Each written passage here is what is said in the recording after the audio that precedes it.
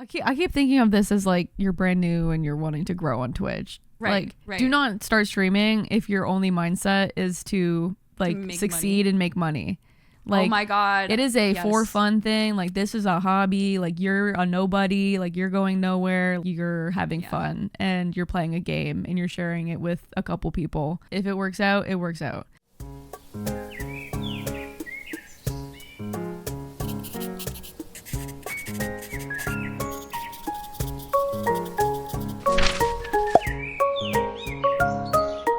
Hello, everybody. Welcome back to episode 36. I have something in my eyes. Okay. She's crying because she missed me that much. I'm crying because I miss Lynn so much. I did miss Lynn so much. I missed you guys. It was fun seeing your story stuff. Are you okay? Sorry. No. I'm Tony. I'm Lynn. And we're gonna talk about how to get Twitch partner. How to get Twitch 2026.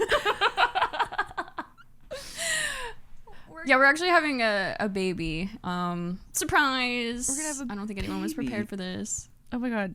Yay, we are gonna talk about sorry, my eyes won't stop watering. We're gonna talk about how to get Twitch partner. Yeah, Tony got Twitch partner, everyone. That was it was cute because someone the other day was like, oh yeah, I'm on like episode 12 or something, like watching Dear Chat, like podcast, so they're like getting caught up. And I think episode 12 was like our New Year's resolution one. Oh. And not that I went back to the New Year's resolution, but I remember you mentioning like you were hoping to get Twitch partner in 2026. God. I didn't even know I said that. You did say that. That it was so cute. That's so nice of me to say that about my future self. Yeah, your past self would be so proud of your future self right now. Oh, that's nice. I'm not gonna lie, it was less work than I thought it would be. Okay. Which is interesting. Yeah. You know, I still feel like I put in the work, but I didn't. Yeah, I don't feel like I changed much, to be honest. Really?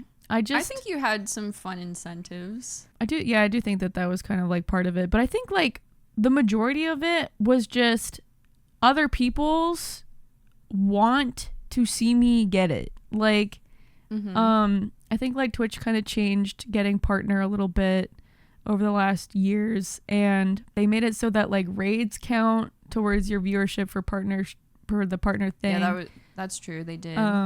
People being like just wanting to be there in chat, even if it was lurking and not typing, but like just wanting to be there to be like, I'm helping. It was really overall just people's want to be like, I want to see her do this. And so that's why I've like had such a hard time wanting to appreciate everyone that has like been there. And so that's why I'm like putting everybody's name somewhere. So I can be like, I appreciate you because you were there, just because you wanted to be. You're gonna pick that up and kiss every single name before bed every single day. All like 160 names. Something. Yeah, exactly. You started streaming, was it 2018? Mm-hmm. Yeah. Okay. So it's been, how many years is that? 8? Like you've been on Twitch for a long time, like on and off, having a few hiatuses here and there. But I think in that time, like you have surrounded and made meaningful connections with other streamers. Yeah. And you've organized so many, I called them play dates the other day with Bristol and he laughed at me. But I was like, yeah, Tony's organized like so many play dates. Like Tony really put in the effort to bring communities together and be like, we should hang out and play a game and have a good time. And sometimes they were more, I don't know, like streamer content focused, but also just bringing in your own community to like hang out and everything as well. And people wanted you to succeed, but I also don't think you should undermine your own entertainment value, if that makes sense. Yeah. Because like, yeah, maybe someone came from another person's stream, but they still remembered you from, you know, whatever I feel like when you use the word collab, it becomes very like transactional almost. Transactional, yeah. But I don't know. Even like having you in chat and other people seeing you in chat, like typing and being silly and witty and stuff. I don't know. It has like a lasting impact. Yeah, I do. Think on the people you interact with. I do feel like I'm a viewer at heart. You know, I love being in chats. I love watching Twitch streams. You know, that's what I enjoy doing. It was just like a wave of like just overwhelming support from everyone. And then just also the long-term kind of build up, and then just kind of finally doing that initial push, getting over the hump to actually get the metrics for it. You know, I feel like the last, I don't even know how long, but I feel like since like year, I guess, since I started playing old school RuneScape, I have seen a natural boost in those metrics just from the niche of the game. And I was gonna say it's a good niche, and or like a better niche than what League is, right? Or Fortnite or any of those popular games. Really not a saturated game at all. And you know, girl plays old school RuneScape is rare. I think you also had the complete like newbie raw reaction to everything as well, because a lot of people grew up playing RuneScape as a kid, so they're a little bit familiar with it, but I don't think they always get like someone new coming in and sharing their experience, especially because you started with a hardcore like Iron Man group, right? Yeah. So it was a very high risk, high stakes, because if they died in game, they all died in real life. No, they only had like 4 lives shared between them all. So yeah, I don't know who died first. I don't think it was Tony. I think it was Hex, but I don't remember. You know, and then it did really well in my eyes, but like well enough on YouTube that people from YouTube came over into chat, and then it kind of just became my thing. And then when I went back to work, you know, I was still playing it like once a week, and did not see myself playing it a year later at all. As much as I have, and it has been like the biggest natural growth that I think I've had since playing Minecraft like 6 years ago or whatever, in like 2019. I wanted to roll with it, and then since we started all kind of the 4 of us all playing games, our communities kind of lumping together on top of RuneScape, on top of whatever else, and then I was like, I think this summer is gonna be my only chance to really do it before I go back to work, and do it like stress free, I think. And so, you know, I was able to stream as much as I wanted, however long I wanted, and then just not have to worry about anything else. And I was like, that was my goal for the summer. Twitch also changed the requirements for right now, 2026. Within 30 days, you have to have 6 streams, and those 6 streams have to have 75 average CCV per stream. And so once you get that for the first 30 days, then that kind of rolls over to the last 30 to 60 days, and then you start again. So it's really 60 days to get Twitch partner, right? Yeah. Like if you were really buckling down. But I did it in 32 days. 32 streams. Okay. Because so it rolled over. Oh, so like there's like a 2-week window or whatever where they kind of start rolling over to the previous, like the 30 to 60 day previous. And it was really confusing. It was really at first telling me about it. And then I didn't really realize what was happening until I saw it happening, and I was like, oh, now my first streams that I got 75 are now rolling over to the second achievement or whatever, and then I have to do the last 1 to 30 days again, and then I can apply. That was exciting. I didn't really tell anybody that I applied except for you, and I told a few people. I remember I was telling you, I was like, when you apply, don't tell anyone. Just keep the momentum that your partner pushing out, because I think once you apply, not that I think people will just immediately like drop you like that, but I kept seeing posts about people doing like partner pushing stuff, and then I guess like getting upset afterwards when people like stop showing up and everything like that. And I could understand that disappointment. And I would see those posts from other people, and I'm just like, oh my God, Tony, like just don't tell anyone. Just keep it to yourself, or like tell whoever you want behind the scenes, but don't make sure they don't tell anyone. I kind of had the expectation too that I was like, I'm not gonna get it the first time around. Like I'm like, I felt like I was right on the border. Like not every stream was hitting the metrics. I wouldn't be surprised. were strategic with the streams that you wanted to hit like the 75-year requirement, because you'd play OSRS, but then like if we're gonna play, I don't know, like some party game and we're gonna have like 8 people in call, of course, what were we playing, Scam like Line? Mecha. Mecha, and so like we're gonna have that many people in call.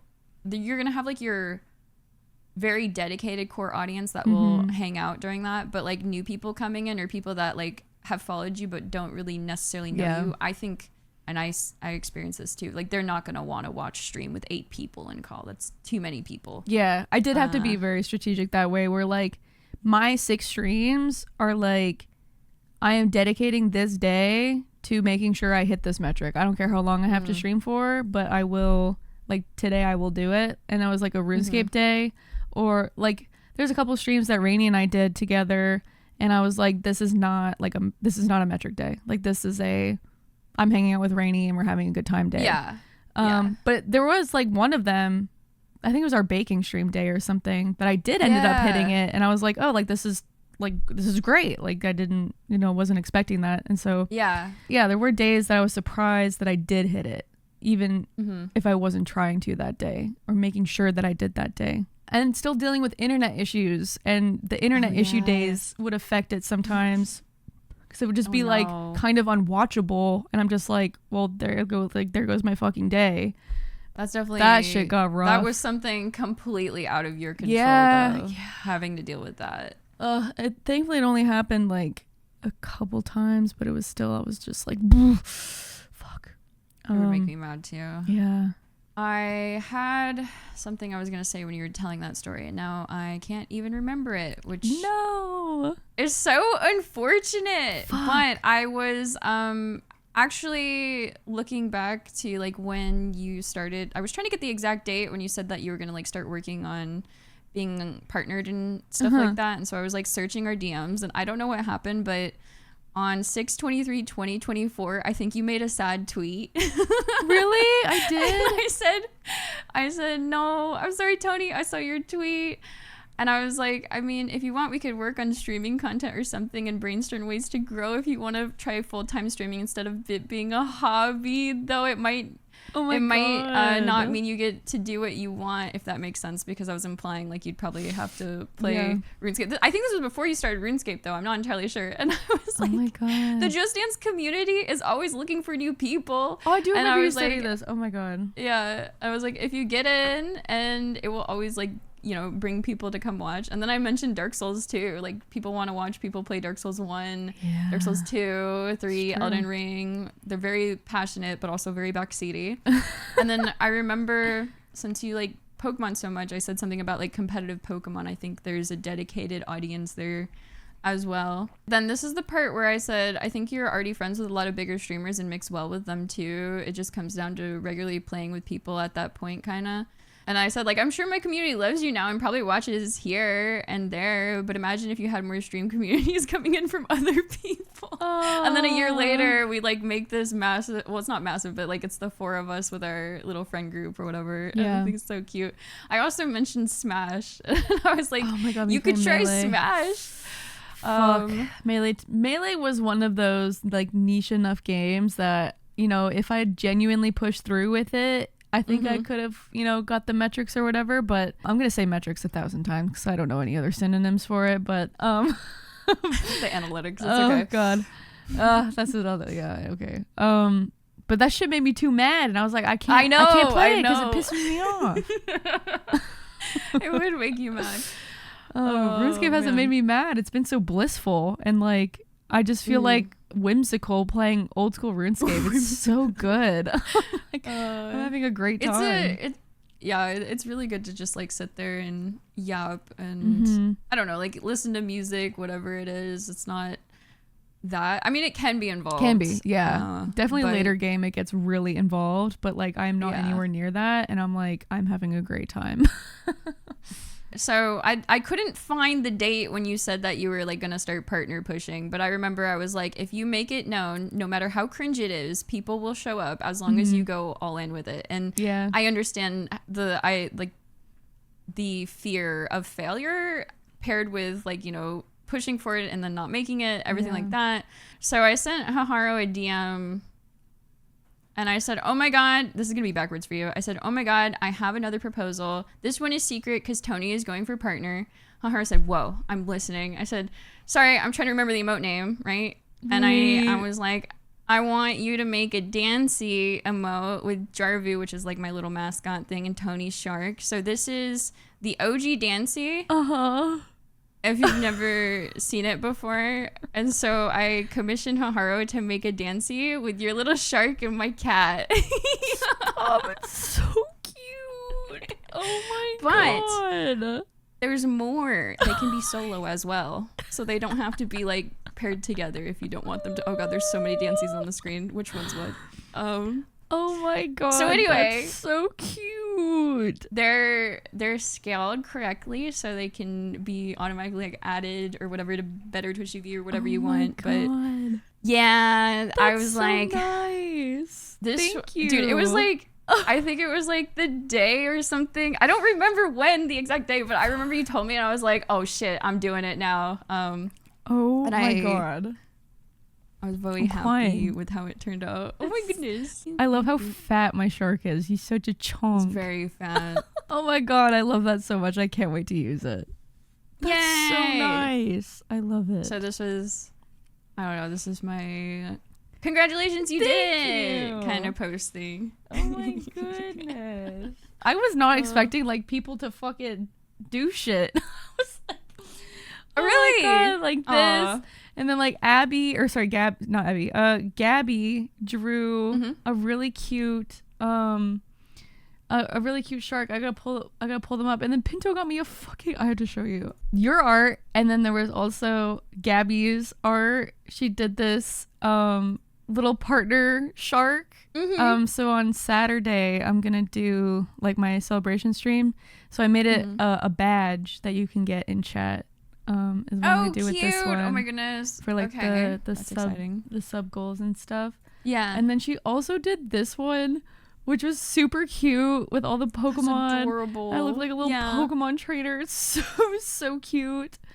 Oh my God. I love the snob. It's so cute. I love those so much. When I got back from Florida, Pinto had kind of like a plan for when I got back. I didn't really like tell him early enough that Rainy was going to be staying the night when we got back too.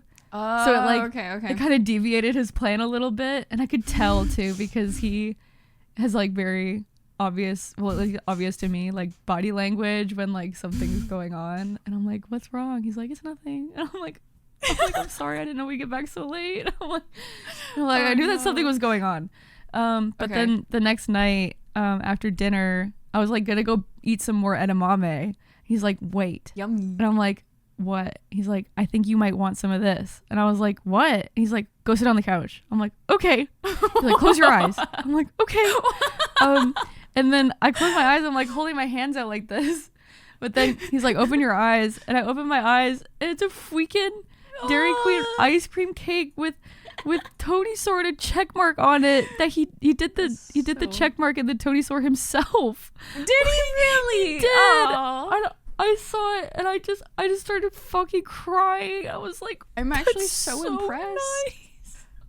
His handwriting is so nice. Yeah, I know. I thought it looked so professional. I was like, you did that? I know. I was like, oh my God. Wow. I thought he put in the order at Dairy Queen and was like, yeah, I need you to put this check mark and then TONIISAUR next to it. Yeah, but it's very yummy. It hurts my tummy, but it's worth it. It's very good. So that was like super sweet. I was like, oh my God. Yeah, that's adorable. Oh.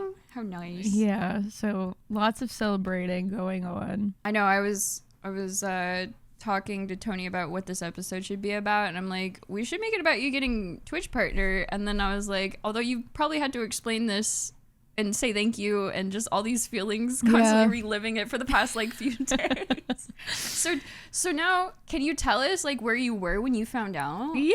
Oh my God. So it was kind of like a perfectly imperfect, because I'm like, fuck, I wish that you and like Pinto could have been there too, type thing. Yeah, that's okay, don't worry. And so wait, I was talking to Pinto and I was like, Tony got partner and we weren't there for it. And I was like, I'm so selfish right now. I wanted to be. Why would I have been there? You know, but like Pinto probably would have been there. Yeah, 'cause you would, most likely would have been home if you weren't on vacation. Right. Yeah, it was very funny. So how can I make this about me? No, it is like, honestly, I'm like, fuck, you know, but it was good nonetheless. It was like 10:30 in the morning. You know, we kind of just like woke up at 10. Everybody's getting ready. Kelly's down on the floor doing her makeup in the mirror. Rainey just got out of the shower. And I'm like laying on the bed and I check my phone. I was just checking email, like my email or whatever. And I see like something from Twitch and I'm like, oh shit, like what is this? And then it was like the Twitch partner accepted an email. Yeah. And I start like bouncing up and down the bed. I'm like, I got it. And they like, oh my God. I'm screaming and they think like a bug is flying into my face or something. Rainey bursts out of the bathroom wrapped up in a towel. Is like, what is happening? Kelly's like, screaming because then realizes what I'm saying. I was like, I got Twitch partner. And then it was all just like, I was genuinely shaking so bad I thought I was gonna pass out. So I had to like sit down and calm down. But it was very adrenaline and I was like breathing heavy. So I was like, oh, shaking so bad. But it was a really good, memorable moment to be with them. And then I was just like so overwhelmed too. I think Kelly sent you a video where I was just like, I was making the tweet or whatever, and then I just started crying because I'm like, there's just so many people that, like, so many wanted to help, and be there and whatnot. So I was streaming when you found out, and I remember you came into chat and you were like, check DMs. And I went and I'm playing. What was I playing? I don't even remember. Like Minecraft or something.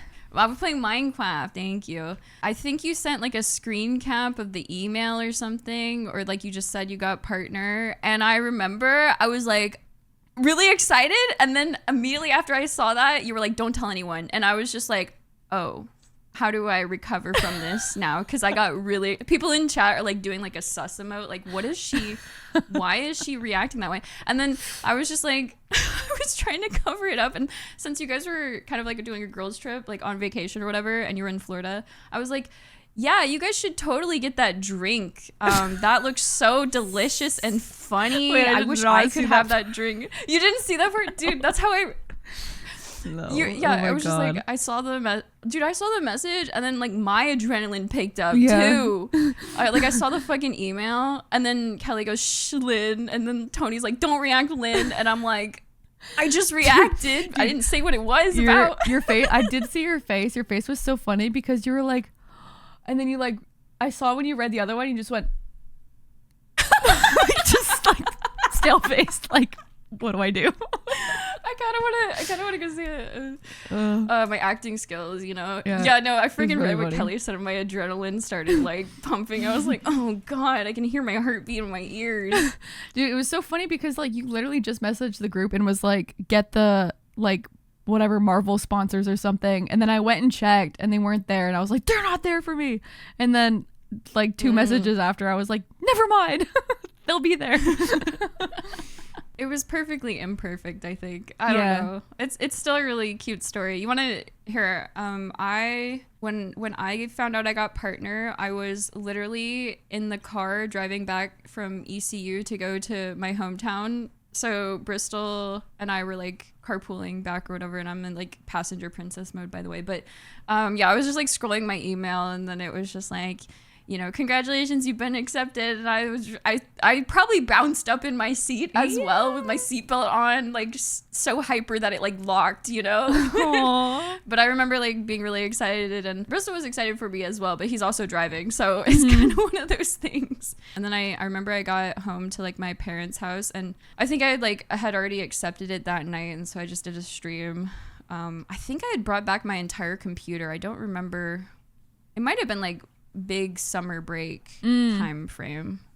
And then I remember after I got accepted into the program, I sat my mom down and I was like, Mom, we need to talk. And I probably gave her a heart attack by saying those words. But I was like, Mom, there's this other thing I want to do. I don't want to lifeguard anymore. And I had like soft launch like quitting lifeguarding to my mom. Wait, oh my God. I was worried. Yeah.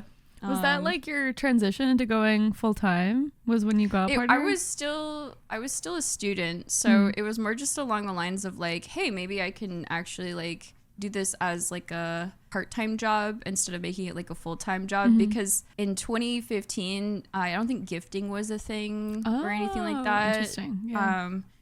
So and my community was a lot smaller, and it was definitely one of those things where I don't think I would have been able, and I had like no sponsors. Like it was so hard. I don't know how people got sponsors back then unless like, you know, you had someone big there rooting for you. I don't know. Like it just felt less opportunities, but maybe I just wasn't in the know. And I was a newbie, which I kind of was.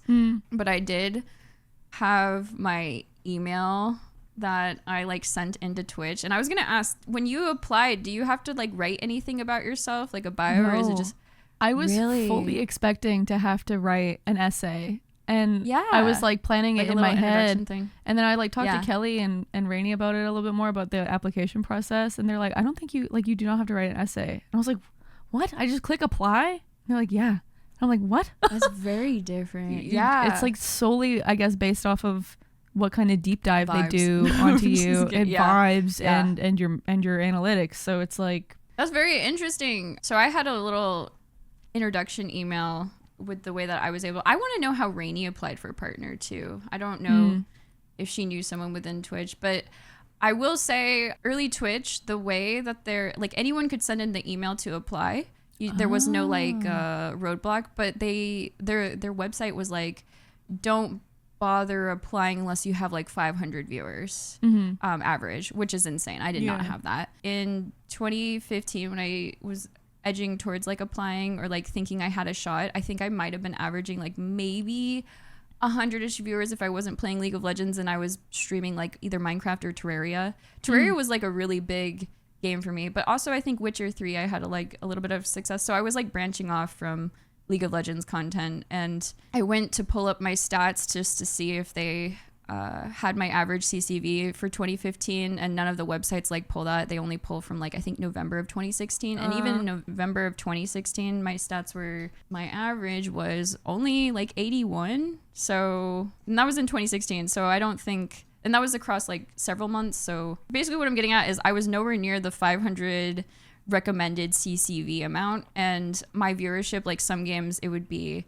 over 100 if I was lucky, and then other games like League it was probably around like 60 or 70 because I don't know, I was so obsessed with League, still obsessed with it, was obsessed with it, not anymore. I joined a Twitch team and it was called Team Zoo. It was definitely more like business orientated, and it had like quite a few big names on it, and I had already applied for partner once by myself and I got rejected, just so you know. So I was like waiting off on doing it, but then because of that Twitch team I was kind of able to have a better chance at succeeding because I was directly like emailing in my application versus like going through that other email that they had listed or something. So like it was one of those like, hey, you're on this team, we're definitely interested in, you know, checking out your content. And so this email is really cringe, and I don't know if you really want me to read all of it, but it'll be really funny. This is what I wrote in 2015 when I was sending in my application to be a Twitch partner. I think it's gonna be backwards for you, but I'll read it out loud. And I also had to redact some stuff because of my name. So this was my sincerelyLyn partnership application. It was sent May 1st, 2015. I said, hi. I like introduced myself. I've been a streamer for almost 2 years on Twitch, and I'd like to apply for partnership. As busy as this is so funny. Also, I wrote this, there's no AI, just so you know. That wasn't a thing. I wouldn't have used AI to begin with, but it seems very businessy in my opinion. As busy as my full-time college schedule is, I spend most of my free time streaming. One stream session usually lasts over 5 hours, and I stream at least 4 times a week. Dude, I was trying to show that I was dedicated, okay? My channel has become an accepting and laid-back community where anyone is welcome as long as they treat others with respect, which is pretty true. I have put in a lot of effort into my streams, whether it be offline or online, and I was recently recognized by, I'm going to redact names too, for my streaming potential. He asked me to join Team Zoo, which I happily accepted. Many members on the team, like another redacted name, have become great friends with me and huge inspirations. There was actually a lot of people on Team Zoo. Pokimane was on it. Loser Fruit was on it. Their Ankle Spankin was on it. There was like quite a big Red Mercy. Poke Lulz was even on it. Not that I had like great, like, not that they were interested in interacting with me because I was one of the smaller names on there, but like it was still very I guess, cool getting to kind of, we use like Skype, like a group chat in Skype. I just remembered that too. Wow. Isn't that, wow. That was an unlocked memory. So there were quite a lot of big streamers on there. I've noticed since becoming a member on Team Zoo, my viewer and follower count has risen vastly in such a short amount of time. Hosts from other members have given me a tremendous exposure, and I'm always able to keep my new viewers interested because of the huge effort I had put forward to actively read chat. And then I don't know why I said this next part with however. I was like, however, I can consistently hold the attention of regular viewers without the assistance of other Team Zoo members. Like I was locked in, very confident. This part's really cringe, by the way. When I stream League of Legends, I am able to provide commentary, teaching, and constant chat interactions. I also play at a fairly high level, Diamond 5. Oh, okay. It's so cringe. Viewers are not just interested in having me entertain them, but they also watch me to learn and listen to my advice, which is so funny. I was very much talking myself up. Okay, I know I'm not. If I get bored with League of Legends, I have the ability to change to a different game and still hold on to my loyal viewer base while acquiring new followers along the way. My whole thing was like I was stressing that I'm kind of like a jack of all trades, like, or at least I was trying to come off as that way. Since I've been accepted into this group of well-known streamers and content creators, it's reasonable to think, I feel like I'm writing a fucking thesis. It's reasonable to think that my viewer count will continue to grow. I know I can bring something special to Twitch as a streaming personality, and even if I'm in a streaming group with such big names, I can continue to make a name for myself by offering a viewer-focused stream to anyone who wants to be a part of it. And then there's my social links, and respectfully. That was my application email. And then they followed up. They followed up, like, I think 5 days later. And they said, like, hi, Lynn, nice to meet you. After going through some of your past broadcasts, I'm happy to say we're comfortable with moving forward with your channel partnership.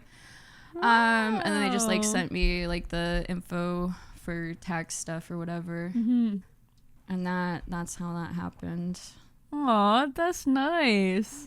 So now I'm just so curious what Rainy's experience was, because I think she had partner even before me. So now I'm like, we gotta get Rainy on here, man. Yeah, I remember she did say something about like knowing somebody, and then that person was able to get her partner. And then she kind of got grandfathered into it, and then now like her contract changed and stuff like that. Oh, interesting. I wonder if they changed mine as well, because I remember they did like that huge rewrite of it. Oh, I think it was if you had a higher split with Twitch, you could get grandfathered in, but the people that were able to ask for a higher split with Twitch, they had to like negotiate, and they had to like prove that they had X amount of subscribers or something like that.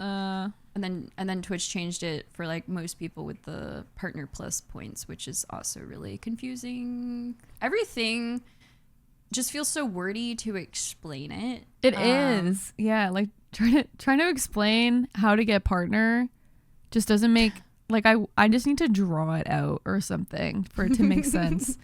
You need like the picture of the guy with like the board behind him, and he's like going crazy connecting all the dots. That's what it feels like. Like, it literally will not make sense until you start doing it. Twitch, in my opinion, doesn't really gain that much by trying to keep partner super exclusive, because I think when people get partnered on Twitch, they're more likely to want to stick with Twitch as a live streaming platform, if that makes sense. So it's kind of like a brand loyalty thing, which is really funny, because even Twitch themselves is like, hey, if you're trying to grow while live streaming on Twitch, make sure to post on your other social media.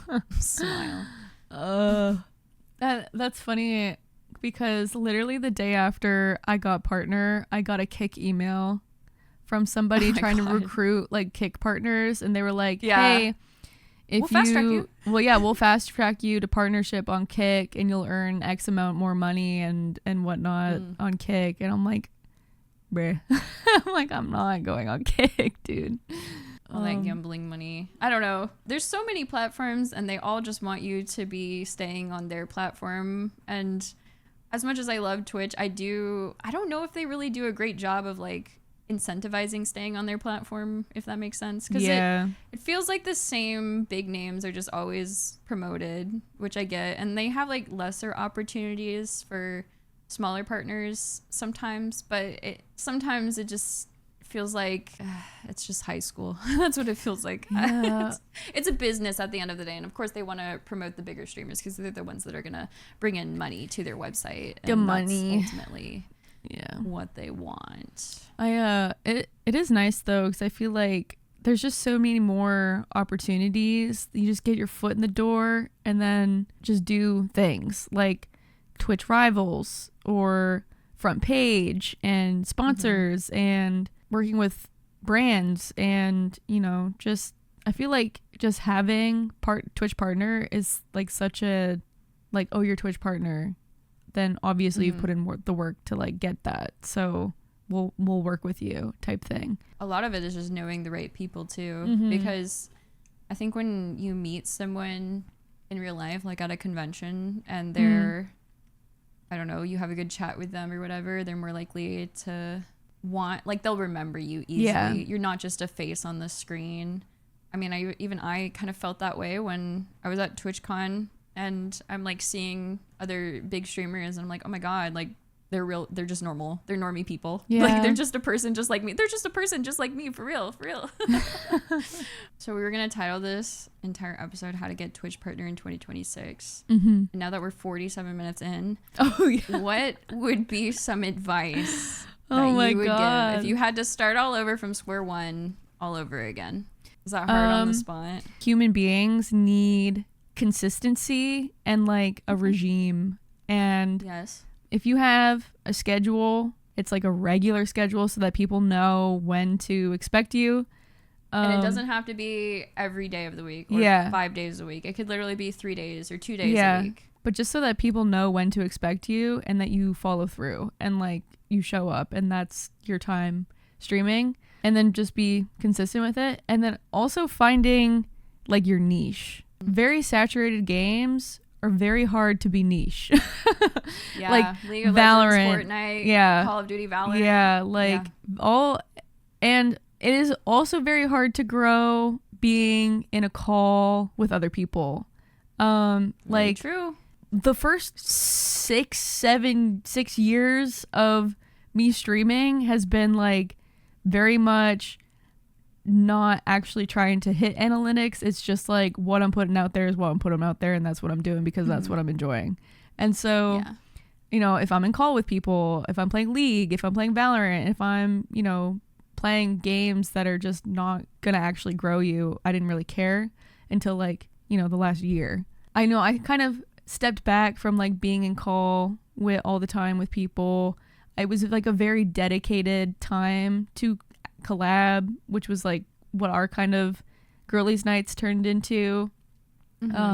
Also for like genuine hanging out, but also for like this is a planned thing.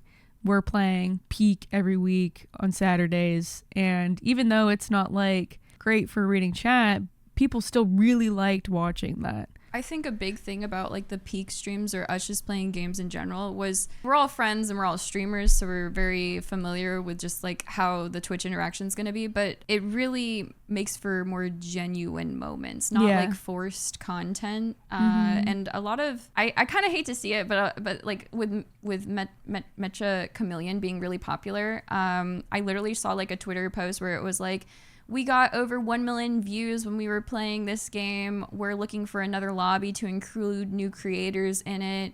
Like post your email, or not your email, but like, stream links below. And it's just like one of those, like, I'm not saying that you can't just like join in and immediately fit in, because you can. But sometimes I think there's this, period where you're testing the waters to see how much of your personality or how much you can joke with someone before they're not okay, or just trying to figure out where you belong or how the conversation's going to go. Because like I think the best example would be if someone asked me to collab and I wasn't allowed to like cuss, for example. I think I would struggle a little bit, because I'm so used to just that, and I would put in the effort to try and stop, but at the same time I couldn't guarantee. And it's not like I'm saying slurs or anything, but like right, it's just like the four of us that's just an example of it. Like there's plenty of other ones, but it's like I don't want to change my personality just so I can like fit in. I think that's what it is. And like collabing is definitely very good if you're trying to grow, but I think what like the four of us have is very unique because it's very authentic, and just like we all figured each other out, and we can be ourselves, and we kind of have that friendship like genuinely. I think those were kind of like the main things. Is just like niche, sticking to something consistent and scheduled, and then collabing. That's the thing with collabing though. It's like you kind of have, in my opinion, like if you're gonna go to a bigger creator, I think you need to have your own community first before you like try to like insinuate that you even want to collab. Yeah. And I'm not saying that I'm not gonna be friends with someone because they don't have like 10 followers, they don't even have 10 followers or something like that. But it's one of those things where like it's a business point of view at this point. So I'm going to view it as that. And I don't want to be like, if you can't bring anything to the table, it's my business though. And I have to think about that. I'll play with you offline perhaps, but it's not really going to benefit my stream and my community if no one in my chat even knows who you are, if that makes sense. And I think that's why like you, Rainey, and Kelly work out so well too, because you guys will actually type in chat. My own viewers see you, and it's the same when I type in your chat too, or any of the other ones. It's just like, I don't want to gatekeep the idea of a collab, if that makes sense. But I think if you're going to collab, you probably want to look for people that are around your size. But you also want to vibe with them too. If it is going to be transactional, do it with somebody that is around your size. And then you can build those like authentic relationships. Or the flip side, you build that relationship first and then you kind of do the collab stuff type thing, and so that you like vibe. I've had like some people that are like they're kind of like a fart. They're silent but deadly. They actually will like hang out and chat and talk a lot, and then a year goes by and they randomly raid me and they're like, surprise, I'm a streamer too. And I'm always just like, damn, like I had no idea. Oh my god. Which maybe that's a fault in my own, but like if I'm streaming, I'm like, they're like farts, but I think they're endearing farts, they're nice, healthy farts. If they smell good. They don't smell bad. They actually smell like perfume and cologne. I don't know. Okay. Find your niche, set a schedule. I feel like these are very basic things, but they matter. Work. They really do matter. Yeah. Hanging out with people that are around your size or like that also you genuinely enjoy playing games with. Yeah. If you're going to do a collab. But I also think a big thing is having the confidence to stream outside of voice comms, because when I was newer to streaming, I was almost always exclusively in voice comms, especially with League. I was afraid that maybe chat wouldn't move enough or something, or I just wouldn't have anything to say, or I wouldn't be interesting enough. And I remember like pretty much exclusively depending on other people to be in call with me early days of streaming, and I kept that for a very long time before I was like, I think I need to go solo. Yeah, that is a big one. Is just you are the streamer, so they want like people want to interact with you, not with you and 4 other people. So Twitch even said this, and I've said it plenty of times, but also like posting your content onto other platforms. Sometimes all it takes is like a silly little clip of you playing one game and failing with minimal editing that takes off. I don't think you need to be posting like every day to go viral, in a sense. Sometimes it's better for quality over quantity. But I also think a lot of people won't initially have the skills to like edit short form content or like make something from Twitch and like edit it intricately to make it a little bit more interesting. I still see plenty of clips that just take off and it's literally just taken directly from Twitch. Yeah.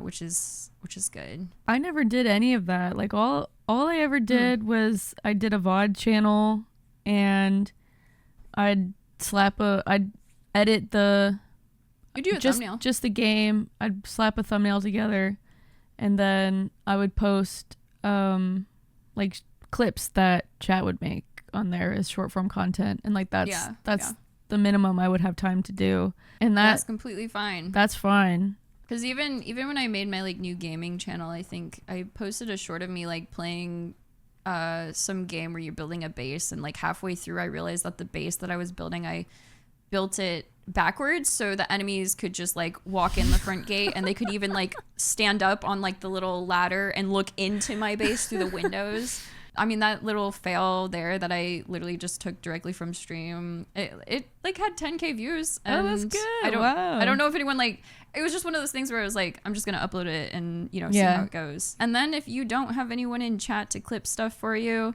just set up a hotkey. Oh, wait, no, I'm sorry. You can say Twitch clip that now verbally, and Twitch will clip it for you. Yep. And then you go back and just edit it a little bit. Yep. They do got that now. Because you don't need a Stream Deck. I think you could probably set up like some type of hotkey. Yeah, like on your keyboard or keyboard. Yeah.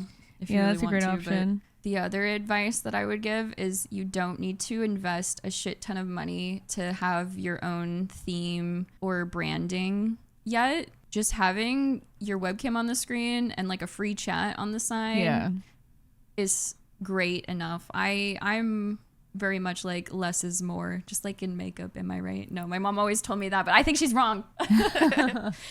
I'm very much, I think less is more in terms of like what is on your screen. But I mean, that could just be like the old side of Twitch that I think of. Cause like when I think of Twitch, I still think it's a gaming website, but it really isn't, to be honest. But I guess like I'm kind of thinking as like a, you know, starting fresh as like one viewer, how do I grow? Yeah. You know, finding your niche is really important. Cause there was like a few times that, you know, I was playing Minecraft, I was playing Super Smash Brothers Melee. It's, you know, just like kind of more niche stuff and like growing that way, but then never followed through with it because I was like, you know, I just don't feel like playing right now. So I'm not going to. Like, locked in. Yeah. Yeah. Growing as variety is like hard, but I'm glad I was able to do it. I would want to be variety over being locked into one game.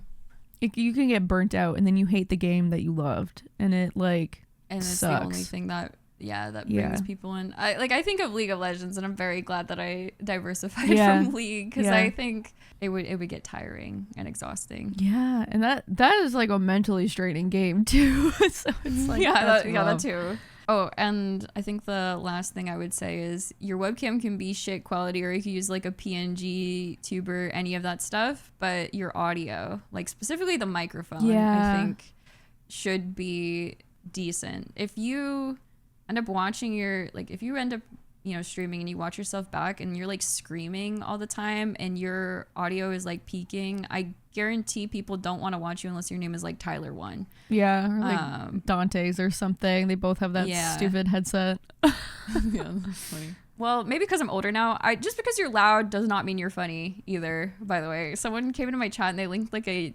Minecraft clip. I don't know who the streamer was, but I remember clicking on it and I watched it and all he did was scream and I was just like, this is terrible. Like, I don't ever link this ever again because I don't know what reaction you wanted. You don't have to be loud to be funny. Whatever. No, you're right. I guess a couple, like, to kind of wrap it up, a couple of like short-term things that I did. I made a little graphic that was like, hello, I'm partner pushing. Here's what you can do to help. And then posted that everywhere. And I did like, you know, I think it's cringe, but you know, the whole thing of partner pushing, but it's like, you know, you got to do what you got to do to get it done. You put partner pushing in your title, you put it in your tags, you just fucking put it everywhere. And then, you know, I also did like a little bit of incentive. Like if you're here in chat, you can get like, you can check in and be like, hello, I'm here lurking. And then you'll get your name on a poster. And I did Victoria, she made a badge. And it was the badge was cool. Yeah, making the badge, and then, you know, if you watch a certain amount of time, you get the badge. Or if you subscribe during this time, you get a badge. There's a few just like incentivizing things for people to like want to be in chat. Was there anything else that you wanted to add in? I think the biggest thing is having nice audio and not being in voice comms with other people. Yeah, those are my two big things. Genuinely being yourself, but obviously if you're like racist or homophobic or misogynistic or any of that stuff, like I don't think you're gonna have a good time on Twitch. Maybe on Kick, but not on Twitch. Yeah, like if your genuine self is that miserable of a person, I don't think you should be a streamer. That is true. And like also I keep thinking of this as like you're brand new and you're wanting to grow on Twitch. Right. Do not start streaming if your only mindset is to like succeed and make money. Like, oh my god, it is a for fun thing. Like this is a hobby. Like you're a nobody. Like you're going nowhere. Like this is just like you're having fun and you're playing a game and you're sharing it with a couple people. And if it works out, it works out. I think I also am just thinking of people who are like in that 45 to 50 range who are like, I want to try and partner push. Like that is what I did for the last 32 days. So of streaming. Yeah, that's true. Might have been all a little over this episode. Yeah, sorry. This was all over the place. Definitely thanks for listening. Yeah, thank you. Oh, The man. advice is at the very end. Whoops. Even though I don't, yeah, it's whatevs. That'll be it for episode 36 of Dear Chat. Thank you guys for hanging out and listening. We do have a Patreon where we post cut content and behind the scenes stuff. We have an exclusive Patreon episode every month as well. So that is going to be linked down below if you're interested in that. And I think that'll be it. Have a good day or night wherever you are in the world. Goodbye. Goodbye.